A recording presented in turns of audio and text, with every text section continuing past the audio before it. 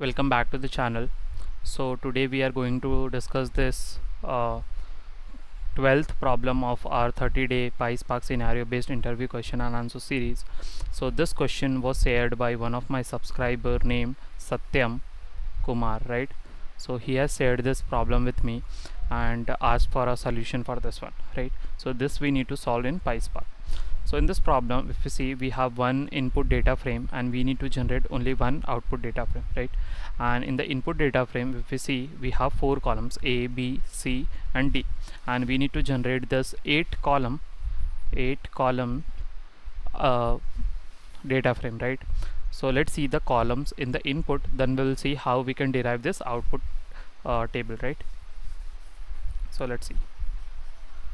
Okay, so here in the input table, let's process column by column.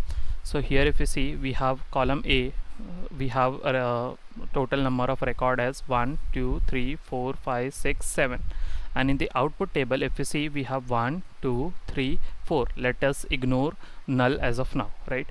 So if you see, we have all the unique element from the column A into this A, right? So if you see 10 20 30 40, so 10 20 30 40, and here we have the count of each and every element, that is A is appearing how many times. So A, if you see, 1 2 3, so here we have A as 3 times. Similarly, sorry, not A, it is 10 is basically appearing 3 times. Similarly, if you see 40 is appearing 1 time. 30 is appearing 1 2, so 2 times.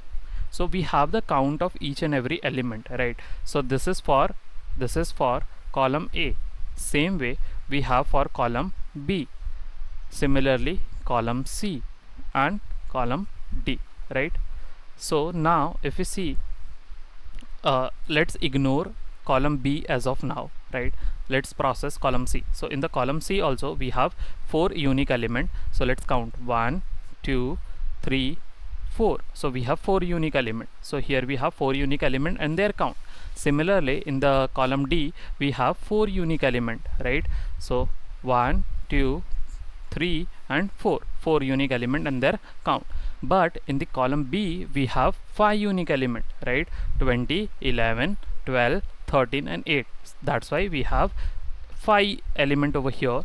And since we cannot skip like any of the record, so like when we concat these data frames, we will have one additional record where other column will have the value as null, but since we have 5 record over here, so that we have the count over here, right? So how we can approach this problem? I think the input and output statement are clear as of now. So let's think of the approach, right? So by looking at this, we can think of that like we will have to process each column individually. So let's write the approach over here, how we can approach this problem and write the solution for this. So if we see this, we will have to process each and every column individually. So we can write process each column individually, right? So once we process, like while processing it, what we will have to do, we will have to count the element, right? How many elements are there in that particular column. So we will have to aggregate, that is we will have to count, and this we can achieve using group by clause, right? Using group by. Third is, so once we process each element, like each element here is basically the columns. So once we process all the columns, then what we will have to do is we will have to concat each and every individual columns, right? So we will have to concatenate each column result, right? And that too we will have to concatenate it as horizontally, right? We are like not concatenating one below the other, but we are concatenating it one beside the other, right? So this we need to achieve. So that concatenation, how we can achieve? So basically we concat either vertically or horizontally, right? So in order to do the horizontally, we use join, and in order to do it vertically, we use union, right? But here, since we have to like concatenate the columns, we will have to use joins, and that too. So if you see here, let's say if we have the process the column 1, we have these two columns, right? A and the count. We don't have anything like joining key on which we can join this with the other data frame, right? Other data frame which we got from the processing column, another column, right?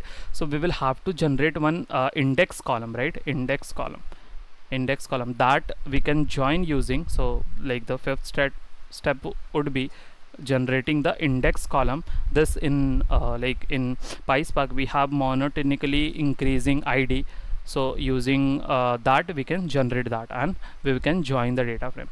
So now we discuss the approach and we have the input and output clarity. So what you can do is you can pause the video and you can try to write the solution for the same, and I will be moving to the Databricks notebook and write the code for the same, right? Okay, so we are in our Databricks notebook. So before we start with the solution, let me walk you through to my YouTube channel. So this is the YouTube channel. Here basically you will find all the like data engineering interview problems like in SQL, Python, PySpark, Pandas, right? So you can check out this channel. So here I have like posted 99 interview problem, right? So let's move to the solution. So this is the spark variable, right? So in a Databricks we don't have to like create the session of spark, right? Now so this is the data which we saw over there, so I'm creating the data frame out of it. So this is the data frame which we saw over there, right? Altogether we have 7 records. Okay, so this we have the imports. Okay, as I mentioned, we will have to process each and every column individual and we will have to generate a list of dfs, right? So let me walk you through, right? So what we are doing is since we as of now here we have the 4 column, right?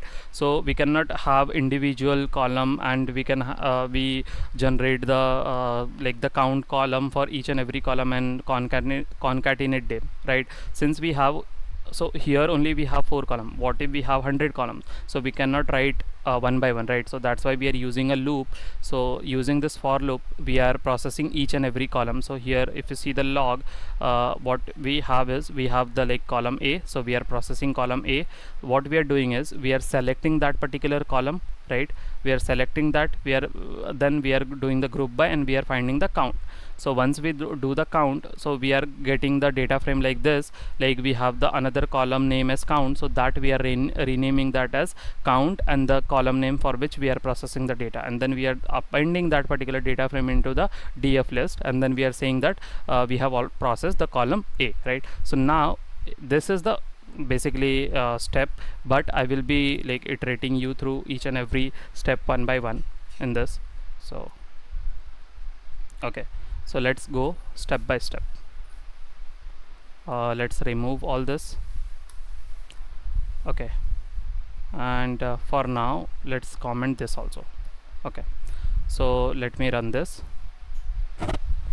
What it is saying is processing column. So in the df dot columns we are getting one column at a time, A, B, C and D. Okay, now let's select the column basically. So we'll write df dot select and we df dot select and we give the call, and here we can write so, right? So let's write this. Okay, now if you see we have each column one by one, like column A, column B, column C and column D, right? So this we got, but okay, let's do this for only one column, so we can use this here as break. So after processing one column it will break and we will not get another column. Okay, so here we saw. Okay, let me show this again with one column.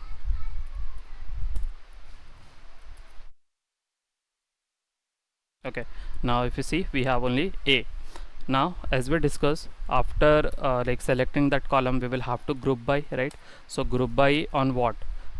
Group by on the same column, so we can write call, and we need to find the count, so we can write count, and then we need to show this, so we can use so, right? Let me print this. Okay, now if you see we have A 3 times, 20 1 time, and similarly 30 and 40. Okay, So now we got this. So as I mentioned here, if you see, the default name as the name of the aggregate function, so we are renaming that. So using this piece of code we are achieving that. So let me paste over here, right? Okay, so what we are saying that rename this column to column A. Here the call value would be A, right? And that value we are having in the df call, and then what we are doing, we have the list of dfs, right? So that we are appending in this. So let me like remove all this and uncomment all these things. So I think you understood this piece, and let me run this. So now if you see in the df list, you have the list of all the 4 data frames. I hope you understood now. So in order to access all the like data frame individually, we can do is we can write df list of 0, so it will give the first column data frame. Similarly df list of 1, it will give the second, and so on and so forth, right? So here we can write, let's say 3, so it will give the last, that is d column data frame, right? A and D. Okay, now as we discussed, we don't have any like columns on which we can join this data frame, these data frames in the df list, right? So we will have to create this index column, right? So if you see here, we have the index column, like this is the code for the same. So we are using here the list comprehension, that is for this df. What we are saying is we are processing each and every df in the df list and assigning back to the same list.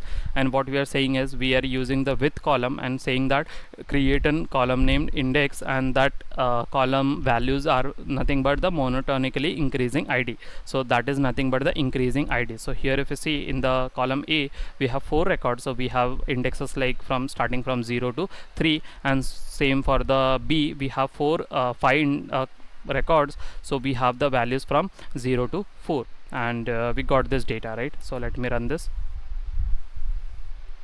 Okay, so now if you see, we have A, B, and in the same way we can see for 3, that is okay, 2 and 3. So these are C and D data frames. So A, B, C and D. Okay, we have all the 4 data frames, right? So now the next step is we will have to join them on the index column, right? So how we can achieve that? That is simple, right? So what we are saying over here is we are saying that the first data frame we are assigning into the df final, and we are iterating from the second data frame, right? And we are joining on the index column, and we are using the outer join. Okay, why outer join? So if you see here, okay, like if we use the outer join, see the result, and then we will use the inner join, right? Okay, let me show this. Okay, now so we use the outer join and we got 5 records, right? So how outer join work is it returns all the matching as well as the non-matching records, right, on the index key, like on whichever column we are joining the data frame. But if we use the inner join, it will only return the records where we have the match, right? So if you see here in the data frame, second data frame, we have one additional record. That's why we are getting the null in all the other data frames, but the values are there in the second data frame. So because of this, we are getting additional record. But if we use inner, so in that case what will happen, we will have a match in all the 4 data frames, and we will have only 4 records, right? So let me run this. It will basically ignore the last record, right? So if you see, we have only 4 records, but since we don't want to lose any data, so we will use outer join, right? So let me run this. Yeah, so I think this is what we need in the final output. And okay, so what we can do is we don't need this index column in the final output, so we can drop this. So let me run this. So df.drop, and then we are passing the name of the column to which we want to drop. So this is the final output. So yes, if you like this content, please do like, subscribe, share the channel. I will provide the create statement, that is this one, create of the data frame. You can try it by yourself also, right? So let's meet in the next problem. Until then, bye.